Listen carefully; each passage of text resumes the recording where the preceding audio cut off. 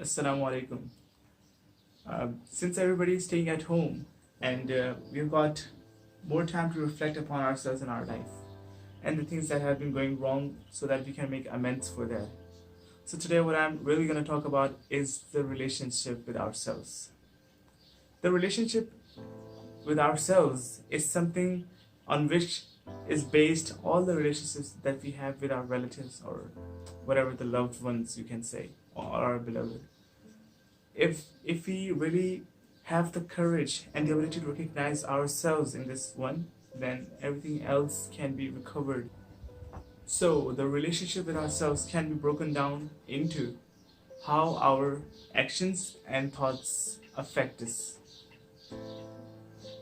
The self relationship is the connection of our mind with our body. Are we able to act in accordance with what we think? There are, of course, many underlying factors that actually undermine our strong will and discourage us from performing certain tasks.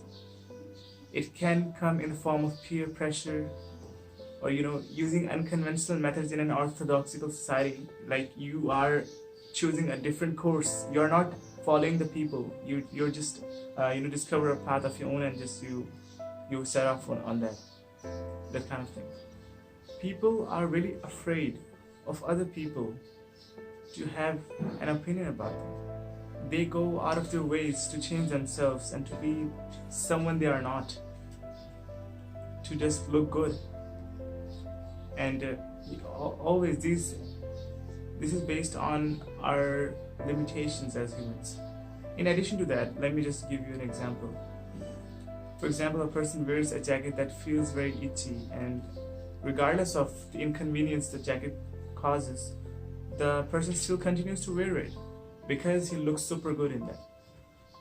So in this situation, you can see that the person doesn't care about what he's feeling. He is just concerned about what the feedback is getting from the people.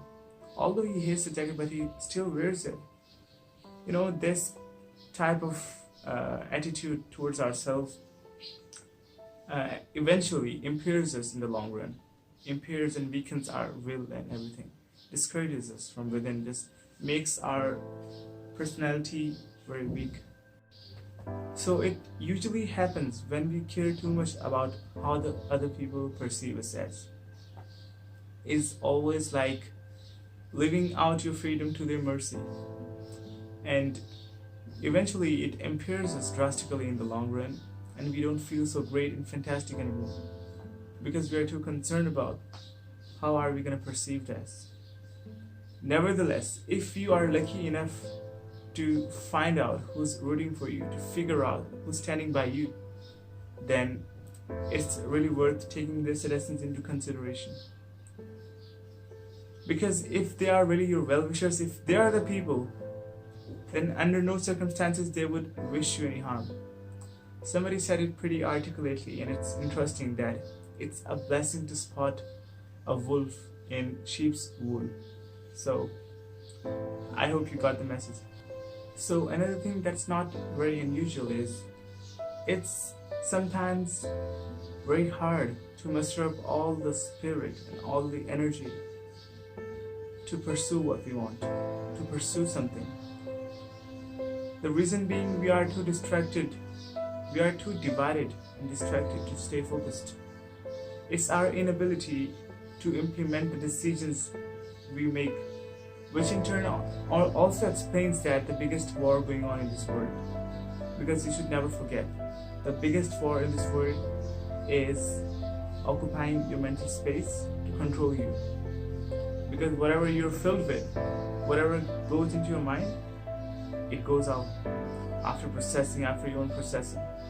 So if you are exposed to something for a long time and you kind of really feel desensitized to that, so it's really gonna have a detrimental effect. Because too much of too pleasure, too much of something is also bad.